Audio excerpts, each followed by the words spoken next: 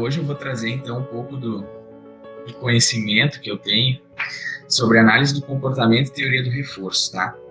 Falar um pouco da história, de quem criou, quem iniciou, mas primeiramente queria dizer quem me ensinou isso, né? Que foi o meu primo, que estuda isso há mais de 10 anos já, nessa área de análise do comportamento. Ele é psicólogo. Hoje ele tem uma clínica de referência no Rio Grande do Sul, né, para tratamento com crianças com autismo. E com ele que eu aprendi isso, né, a análise do comportamento, enfim, essas teorias. E quando ele falou para mim, foi uma coisa assim que fez muito sentido. Diversas partes assim fizeram muito sentido. O que eu venho trazer que hoje também não é uma verdade absoluta, lógico que não, é uma forma de pensar, né? Um estilo de pensamento. Eu vou trazer o que os idealizadores trouxeram, tanto quanto literatura quanto prática, né, para isso. E algumas situações, no fim vou fazer uma praticazinha simples, assim, né? E vou tentar linkar algumas situações com o cotidiano para explicar a teoria desse pessoal. Então, para dar início, queria apresentar a vocês à esquerda de óculos Skinner, né? Burrus Frederick Skinner. Ele foi um psicólogo, inventor e filósofo norte-americano, tá? Ele foi professor de Harvard de 58 até se aposentar em 74. Ele tinha uma ideia de que o livre-arbítrio era uma ilusão e a ação humana ela depende de consequências de ações anteriores. A teoria dele se baseia na ideia de que o aprendizado ocorre em função de mudança do comportamento manifesto. Ou seja, as mudanças no comportamento são o resultado de uma resposta individual a alguns eventos ou estímulos que ocorrem no nosso meio. Assim como uma resposta produz uma consequência. Ao lado dele, nós temos Ivan Lovaas. O Ivan, ele foi um psicólogo clínico norueguês e ele foi professor também na Universidade de Califórnia, em Los Angeles. O que tem de link entre os dois, tá? O Ivan, ele fez a pesquisa do Skinner, ou seja, ele pegou essa análise do comportamento e adaptou ela para tratar ou para trabalhar com crianças com autismo.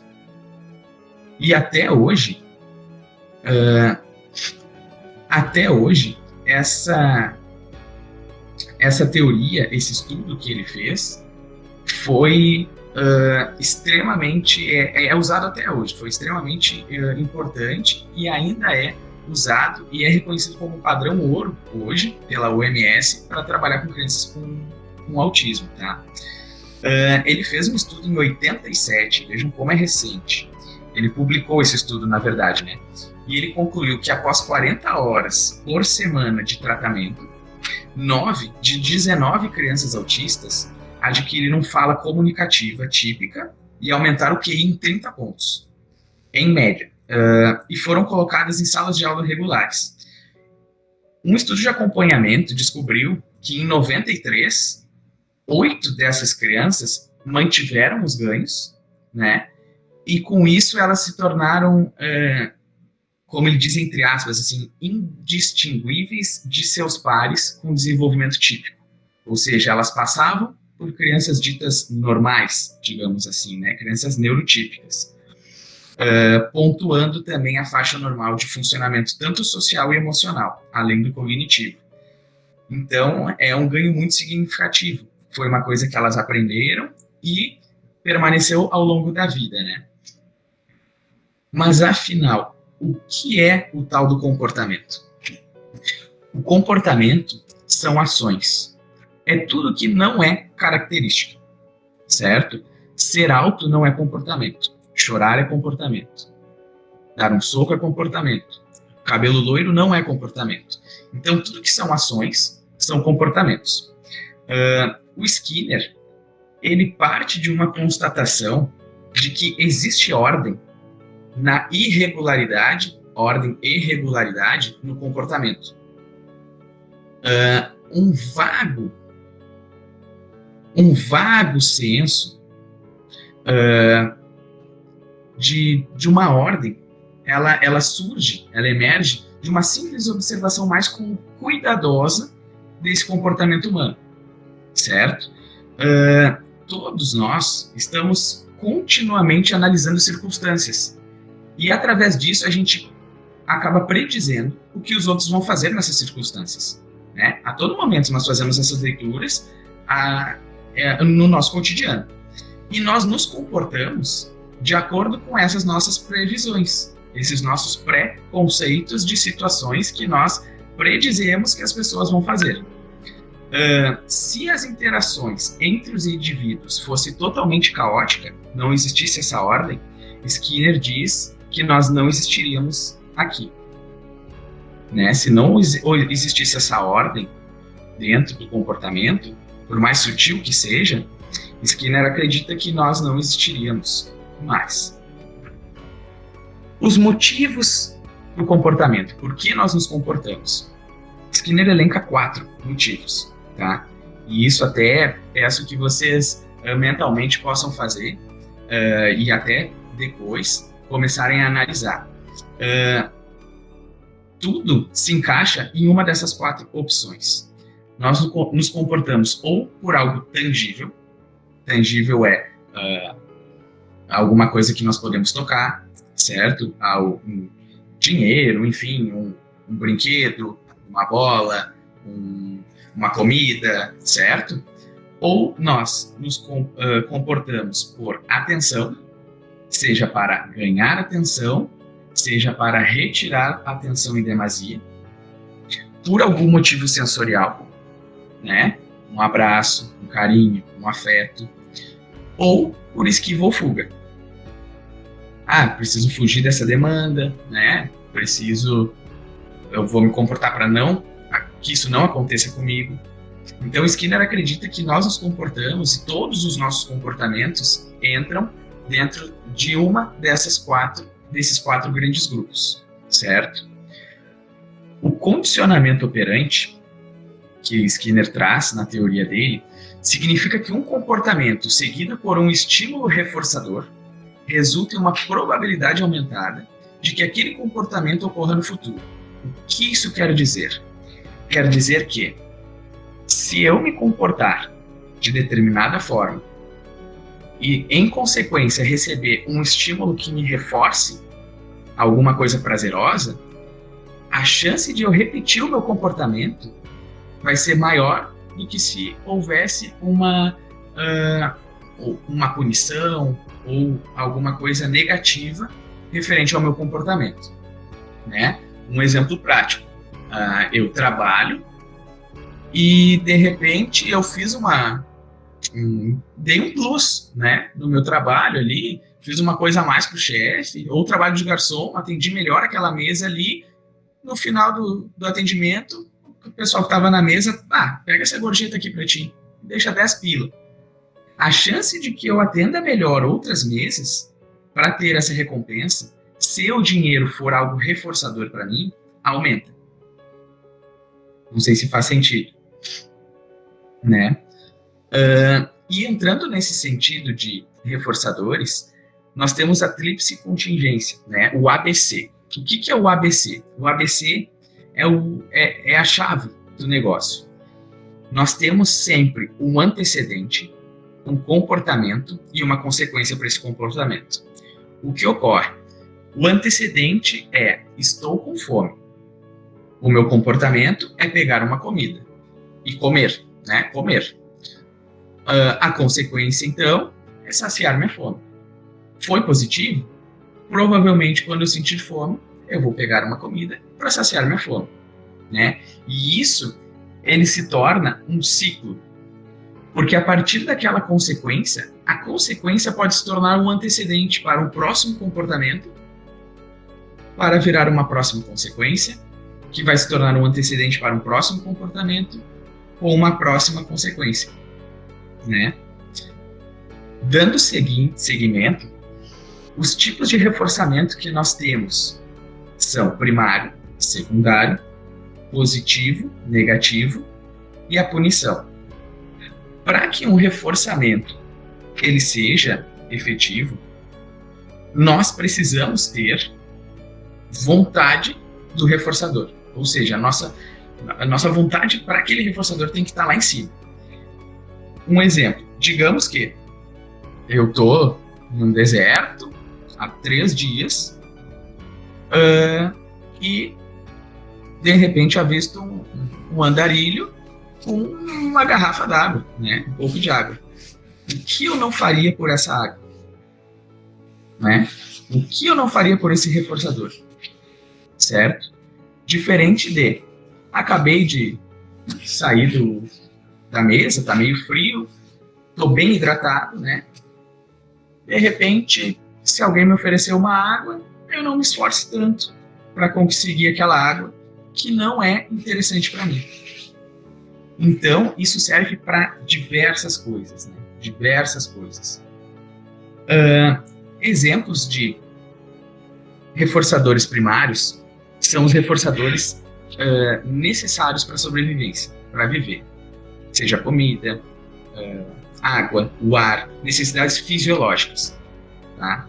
Os nossos reforçadores secundários, eles são tangíveis, seja objetos, enfim, social, um sorriso, um legal, um muito bem, né, um elogio.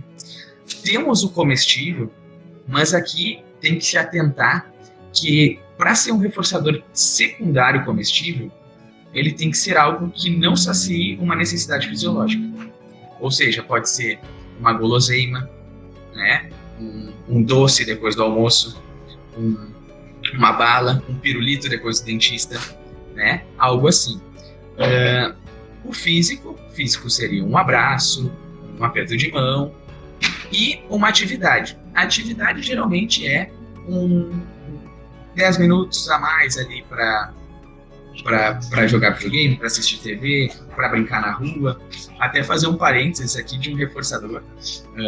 O Guto aqui, o Anderson vão lembrar, a Jéssica também, na época que nós éramos mais jovens, assim, bem mais jovens, 15, 16 anos, nós fazíamos o Championship, né? Um campeonato de videogame, onde a gente separava os jogadores todos, montávamos o time, tudo assim. E para mim, o reforçador não era tudo aquilo. Era estar ali com a galera, sabe? Organizar. Jogar o campeonato era sempre o segundo plano. O que era legal era estar junto, decidindo, nós vamos ficar com qual jogador, vamos trocar aqui, vamos fazer toda a negociação. Tanto que eu não sei para os outros, mas para mim, quando jogava o campeonato, era assim, tá, jogamos, mas porque a gente já montou tudo, assim, sabe? O meu reforçador era ali, né, tá ali com a galera e tal, fazendo todo aquele movimento.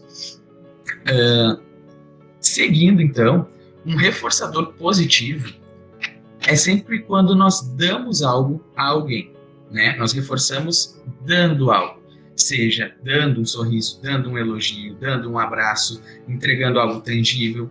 Então, o positivo ele vem no sentido de entrega, de dar algo, né?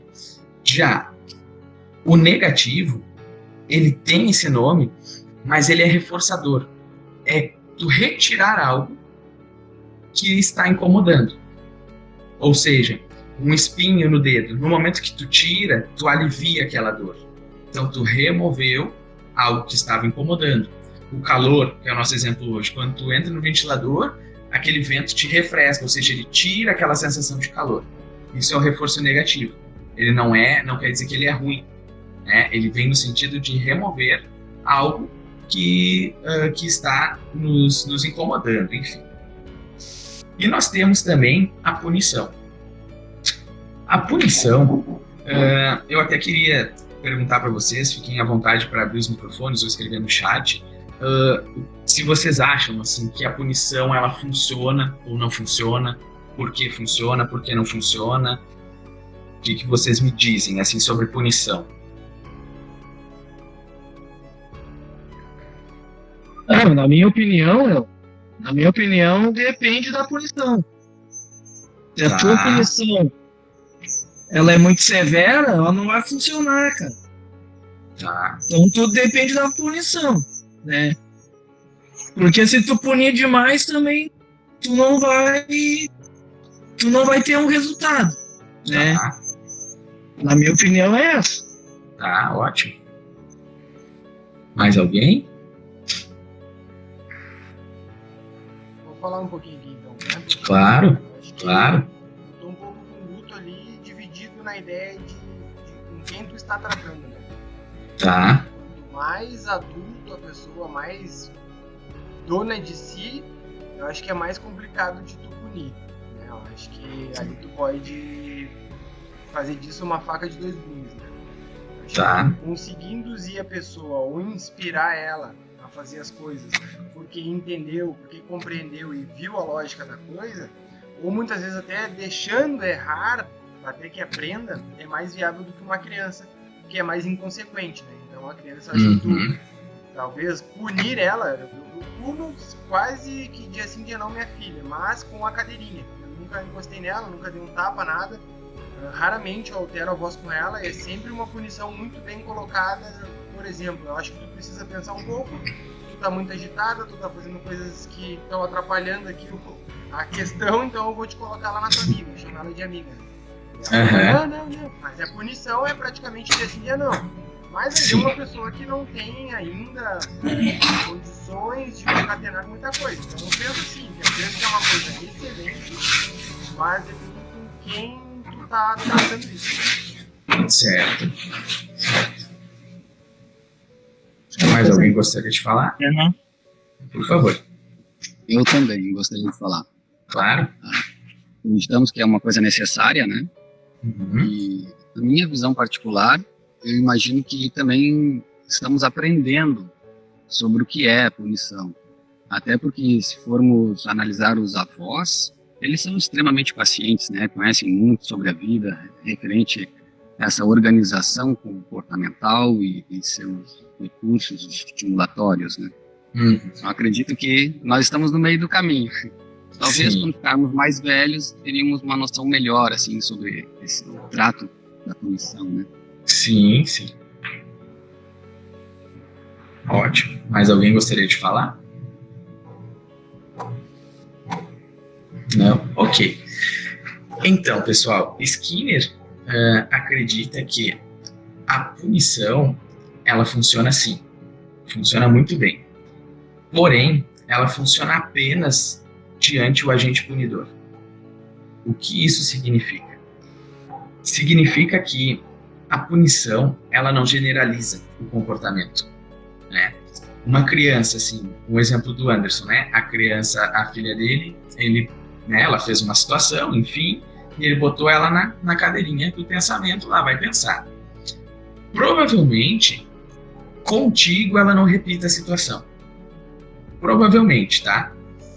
Mas com a mãe, com a avó, com a prof, enfim, com outras situações, ela venha a repetir. Porque ela não generalizou, né?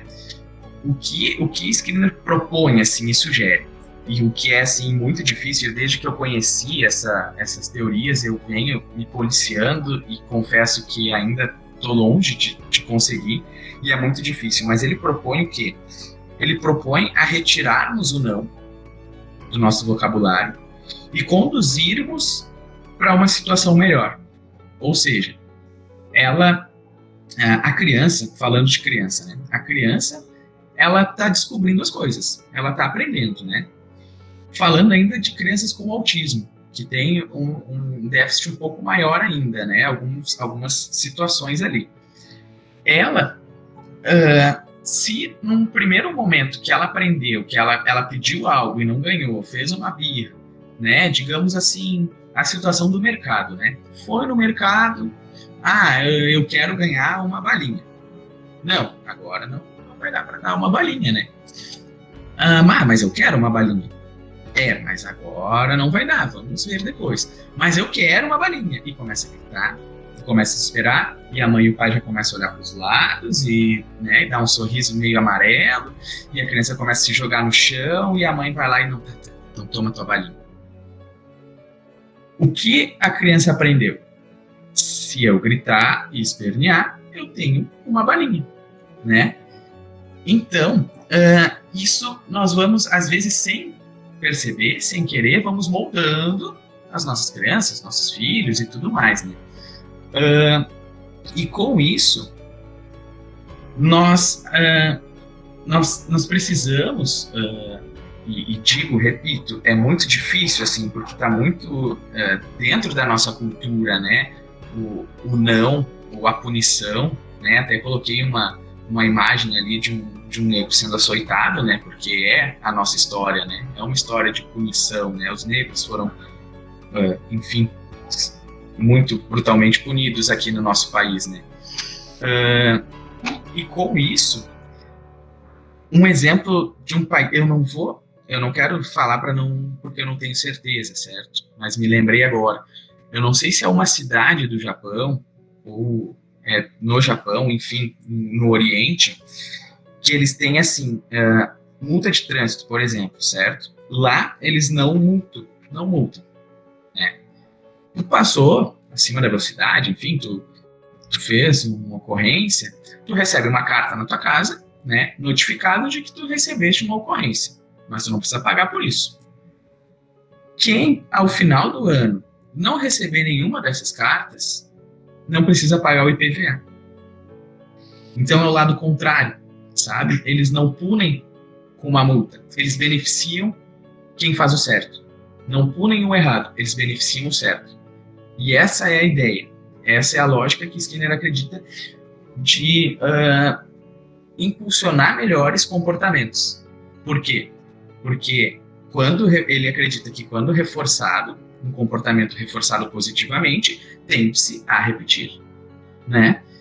Então, a ideia dele é que, ao invés de tu punir algo ou alguém, tu consigas fazer um reforço positivo. Ou seja, fez o choro, fez o escândalo lá, né? Daqui a pouco é complicado, são situações, cada situação é uma situação, né? Não quero julgar, é muito difícil, enfim, mas pega, sai do mercado, numa boa, não entrega. Pode ser repetido? Pode. Pode fazer 2, 3, 4 vezes? Pode. Cada criança tem o seu jeito de testar, né? Estou falando de uma criança hipotética.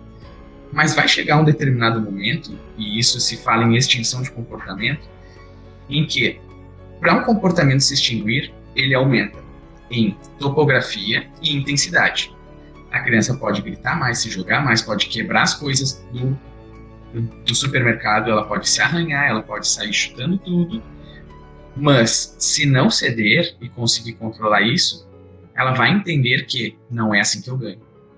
E a grande jogada está em quando fizer esse momento todo, fez tudo isso, quando ela fizer algo que seja de acordo, ou seja, que seja uma coisa legal, aí dá o reforço, a coisinha que ela quer, enfim, seja uma balinha, seja...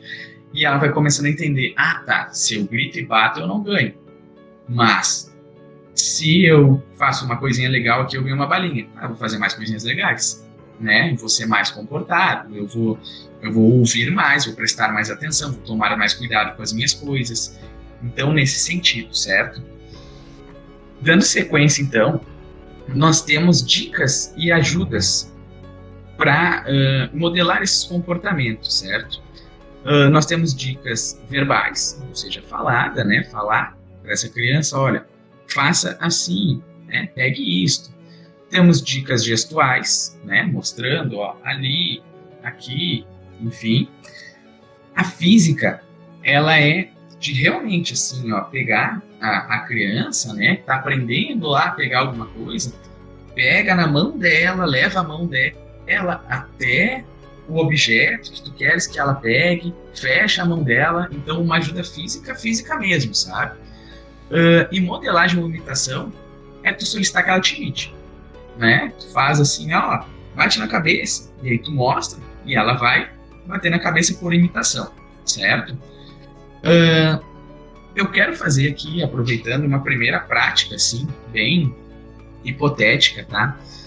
No próximo slide eu tenho uma ação, né? É uma ação, é um pedido de uma ação, tá? Pode ser até com todos, se vocês quiserem abrir as câmeras, assim, para ficar mais mais legal a dinâmica, e eu vou falar essa frase, e imaginem-se que vocês são crianças, ou tem alguma, enfim, um autismo, alguma coisa assim, e eu vou pedir alguma coisa para vocês, e vocês precisam fazer para mim, tranquilo, né? Eu vou falar, e vocês têm que fazer.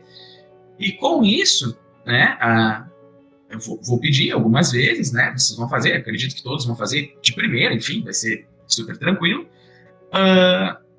E caso precise, assim, eu vou começar a dar alguns tipos de ajuda e dicas, de forma verbal ou gestual. Por imitação, acho que não. Mas gestual e verbal, acredito que sim. Mais verbal, assim, porque todos, né? Acredito que todos aqui compreendem o que eu falo, enfim.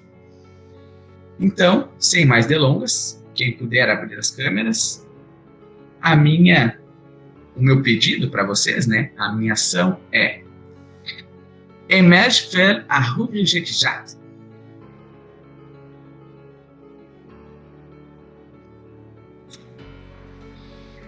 Emerge fel a Ruvelkujat.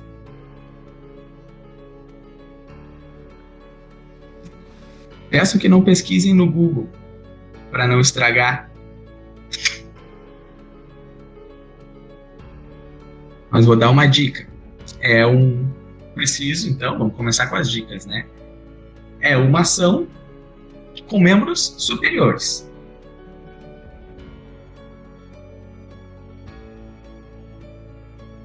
Quem acertar, eu dou o ponto. Mas ainda não. O senhor Rodrigo ali tá bem escura a imagem, não consigo ver os movimentos, mas ainda ninguém fez.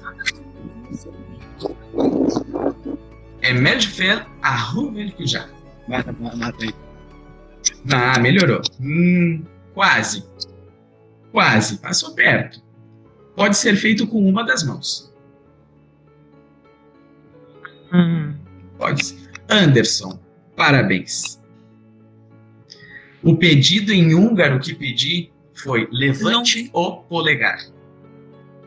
Levante o polegar. Né? Esse exercício eu fiz para mostrar, assim, para exemplificar o que é uma criança, principalmente com síndrome de autismo, né? Ela não entende o que tu tá pedindo, certo? Ela tem dificuldade. E vejam que talvez vocês tenham começado a ficar um pouco frustrados de não estar conseguindo fazer, né? Né?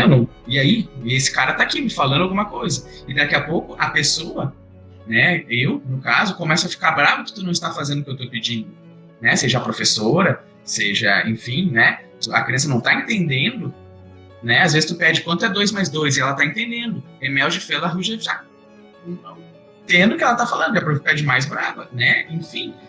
Então, a terapia ABA, ela acredita num aprendizado sem erros.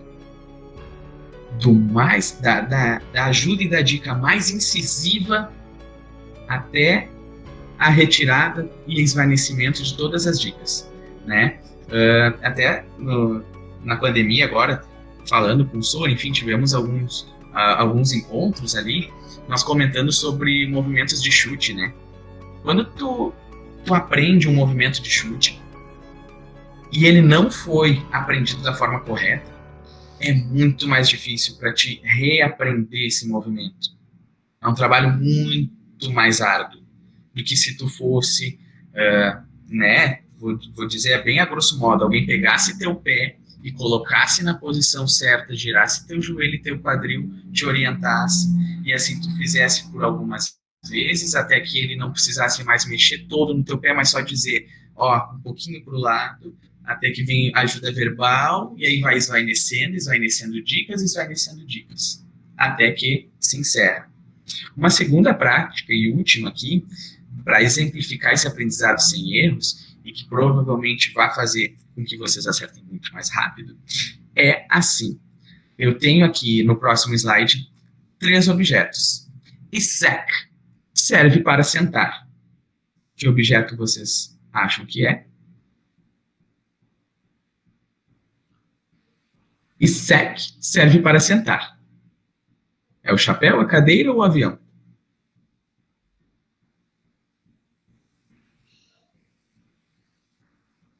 Podem falar, não tem problema. E sec é um objeto que serve para sentar. Pelo óbvio, é a cadeira. Perfeito, é a cadeira. Muito bem, Guto. Parabéns, cara. Excelente.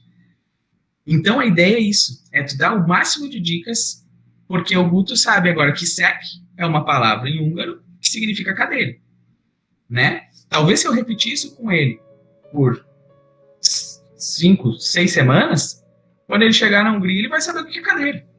Vai ler a palavra sec e vai saber, isso é cadeira, né? E não vai ter tido uma frustração para aprender, né? Ele não vai ter passado por aquela frustração. Então, já me estendi muito, assim. Então, quero finalizar agora, até porque o meu horário já está chegando perto, com 2 frases, assim, que eu achei bem pertinentes, assim, de 2 pessoas, para trazer nesse momento. Uma delas é do Mário Sérgio Cortella, tá? É algo que eu descobri esse ano, e eu não tenho vergonha, assim, de dizer, que a motivação é algo que parte da pessoa, e estímulo é algo de fora dela. Então, nessa fala dele, ele apresenta que tu não pode motivar ninguém. Ninguém pode motivar ninguém. Tu pode criar estímulos, dar estímulos para que essa pessoa se motive, né? E até então, eu acreditava, até porque quando eu fiz a faculdade de Educação Física, era muito, tem que motivar o aluno, tu tem que ir lá para motivar teu aluno. Então, uma fala, né, nesse sentido sempre foi. E eu aprendi esse ano que a motivação é interna, né? Eu achava que eu podia pegar minha motivação e transferir para o Guto, para o Anderson, para o David, mas eu não posso. O que eu posso é criar estímulos. Eu posso te estimular, mas a motivação vai vir de dentro de ti, né? E a segunda frase é do nosso grande mestre aqui presente, né? Que não poderia deixar de citá-la, que é a nossa mente superior e atitude superior. Essa, inclusive, licença para poder falar as palavras, né? E com isso, gente, eu quero deixar aqui o meu muito obrigado por esse momento. Espero ter podido contribuir um pouquinho sobre o que é comportamento e o que é reforço. Vocês podem abrir os microfones, podemos conversar um pouquinho.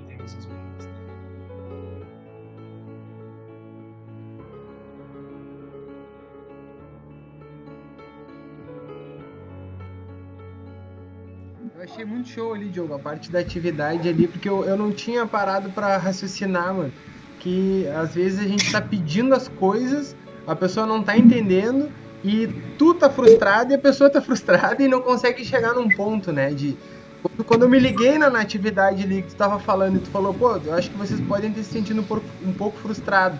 E eu, eu me senti muito frustrado. Né? Possivelmente isso dificulta a relação entre quem tá pedindo e quem tá executando, sabe? Eu acabei diluindo isso, assim, pra meio que tudo na minha vida, assim, né? De como às vezes tu não saber estimular certo a pessoa com a tua frase, com a tua palavra, tu te expressar mal faz com que isso, nossa, vai ficar só no campo da frustração mesmo, assim. Exatamente. Vou dar um exemplo, Diogo. Claro, por favor. Física, cara, assim, ó, eu tenho aí 5 anos de Kung Fu, mais ou menos, eu sou professor, né? Eu tive mais 2 anos de Kung Fu quando era bem menor, assim, muito novo, assim. E era mais ou menos isso, assim, eu ficava muito frustrado, cara. Chegava lá, o cara fazia um movimento, nossa, não consegui pegar isso. E treinando com o sensei, né, no começo eu achei até um pouco devagar o treinamento, porque ele passava parte por parte, como tu falou, ele pega o pé, ajeita, move o quadril e tal. Só que eu já não esqueço mais como o movimento. Tem muita coisa importante lá atrás que já foi pra Sim. E essas vitórias mentais foram muito importantes, cara. Muito importantes. Como tu falou, já me caiu a ficha na hora. Assim. Na hora, assim, eu já, nossa, eu entendi onde ele quer chegar. Bacana. Essa é a ideia, assim, é um aprendizado sem erros, né? O aprendizado sem erros.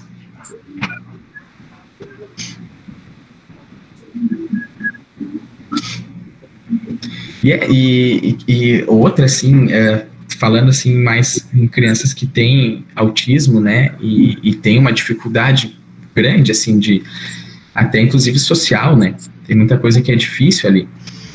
Tu conseguir ensinar essas crianças sem erro é a chave, porque elas não têm o discernimento de uma criança neurotípica de assimilar o erro e aprender com os erros, sabe? Nós, ditos neurotípicos, seja crianças ou adultos, nós muitas vezes nós erramos e conseguimos analisar o nosso erro e dizer, foi aqui que eu errei, é aqui que eu tenho que mudar.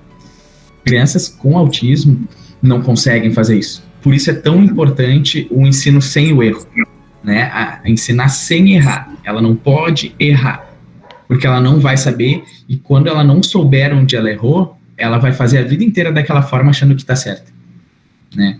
Então ela vai a vida inteira apontar para o amarelo dizendo que é azul, porque não orientaram ela que amarelo é amarelo e o azul é o azul, né? E ela vai achar que está certo, sabe? Um exemplo bem simples assim, mas nessa ideia. Me esclarece uma dúvida, Diogo. Claro. Eu acho que imagino eu que deve ter alguma coisa a ver com o grau de autismo, né? A gente consiga conduzir esse ensinamento com os estímulos. Não sei, que seja um parabéns, eu imagino que algumas crianças com certos níveis de autismo não vão conseguir captar os estímulos, né? De, fez certo, é isso aí, esse é o caminho. Quando o nível de autismo é muito alto, assim, como é que é feita essa questão de fez certo e fez errado? Como é que a gente se lidar com isso? Cara, independente assim do grau, tá? O autismo ele tem uma característica que é a dificuldade social, né? O contato visual, o receber elogios, para eles é meio indiferente, assim, sabe? Eles são meio indiferentes. Então são duas questões, assim. O que mais funciona é reforços tangíveis, certo? É um brinquedinho que ele gosta, às vezes uma frutinha, recompensa mesmo, cara, recompensa a full, assim. E com isso, ao mesmo tempo, tu dá aquele objeto, aquele brinquedo, aquele momento, dizendo muito bem, parabéns. Boa. Muito bem, legal, muito bom, excelente. Bem simples. Vai chegar um momento, bem simples, vai chegar um momento que tu não precisa dar aquele brinquedo, mas o muito bem vai ser tão pareado, vai estar tão próximo daquele brinquedo. Quando ele ouvir o parabéns, vai ser a sensação de estar com aquele brinquedo, com aquela coisa que ele gostou tanto de brincar, sabe? É o pareamento. E assim tu começa a criar essa rotina social, toda essa questão assim.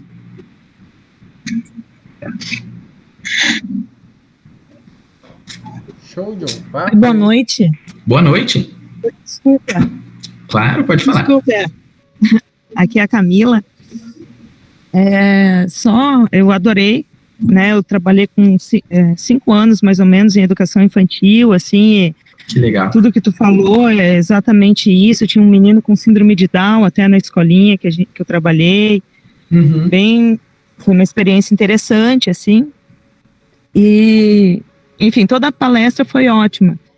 Agora, a frase do final ali, 2 coisas que tu falou no final que fechou para mim com chave de ouro. A questão que nós somos os nossos motivadores, né?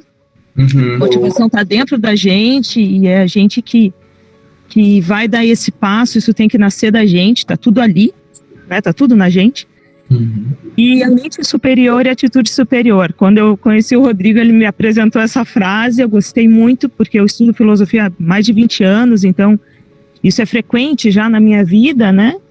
Sim. E pra gente ser impecável, nós como, acredito que todos aqui são artistas marciais, né?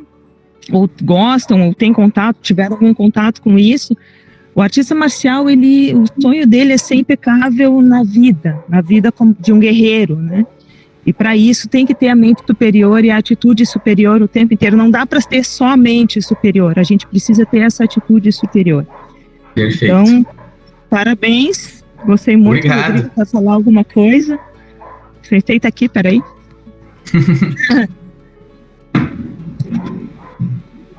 Eu sei que o seu horário está bem apertado, né? Pelo aniversário, né? Não, mas tranquilo, pode falar. Eu nem tenho palavras certas para descrever o que eu estou sentindo. Eu acredito que vocês sempre foram a minha motivação, né? O que eu procurei buscar foi por vocês, assim. Tudo que eu sou hoje, eu agradeço a vocês, porque foram vocês que profundamente moveram o mecanismo lá dentro para que a semente rachasse e começasse a procurar o sol, né? Então, o meu muito obrigado a todos, especialmente a ti, Diogo. Jamais perderia essa tua exposição. Escutar este batimento do coração de ouro é uma recompensa que poucos têm o privilégio. Muito obrigado. Obrigado, eu que agradeço. Nossa. Oi. Isso aí, Diogo. Pô, também eu quero... Sensacional. Como tu, Então, tem tá. que encerrar também, né? Cara, eu queria te agradecer, porque, assim, ó, é conteúdo que eu nunca tinha visto na minha vida, tá? E pô, a gente tem que valorizar muito isso, cara, porque é difícil, a gente vai vendo sempre mais do mesmo, e às vezes, sabe, vai aprendendo bastante, mas mais do mesmo, sabe? E o que tu trouxe hoje pra mim foi fundamental. Pô, meu, coisas tão... tu vê, a mente do cara tem que se aprofundar tanto pra poder enxergar coisas tão simples que tu não enxerga na real, né, meu? Se tu não te aprofundar num pensamento, não tiver um pensamento mais profundo, tu não vai chegar em conclusões assim. Eu te agradeço, pra mim foi top, eu tenho uma filha pequena, eu penso muito em educar ela e não criar ela, então pra mim hoje tu fez uma diferença enorme na minha vida e eu quero te agradecer, irmão. Pô, obrigado. Que bom, cara, fico feliz. E sigo assim, ó, à super disposição, né, cara? Qualquer dúvida, qualquer coisa que queiram falar, eu já vou disponibilizar ali para vocês também. Ele é um polígrafo, ele é bem didático, assim, sabe? Foi feito por pais de crianças com autismo, falando sobre aba, né? Então é um polígrafo, acho que não chega a 100 páginas, e ele é didático mesmo, porque ele dá um conteúdo, ele explica algumas coisas, e tem uma atividade para te fazer um testezinho, para ver se tu entendeu aquele conteúdo. Então, cara, é bem legal, porque o comportamento, ele é para o ser humano, né? Para ser humano, para ser vivo, na verdade, né? Skinner acreditava que qualquer ser vivo que tenha capacidade física e cognitiva para fazer qualquer coisa, consegue fazer, né? Através de comportamento e modelagem disso. Então, isso também é fato, assim. Eu vou encaminhar no grupo ali para ficar disponível para todo mundo. É um arquivo que foi divulgado gratuitamente para realmente abrir mesmo e o pessoal conhecer essa teoria, né? Essa ciência que é a aba, né? Tá? Pô, mas posta pra então nós, tá, né? gente. Vou postar sim. Gente, muito obrigado pela participação de todos. Adorei. Agora eu vou lá cantar parabéns pro Vozão. Valeu, Um abraço, nos falamos logo mais. Uma boa noite, gente. Valeu. Valeu.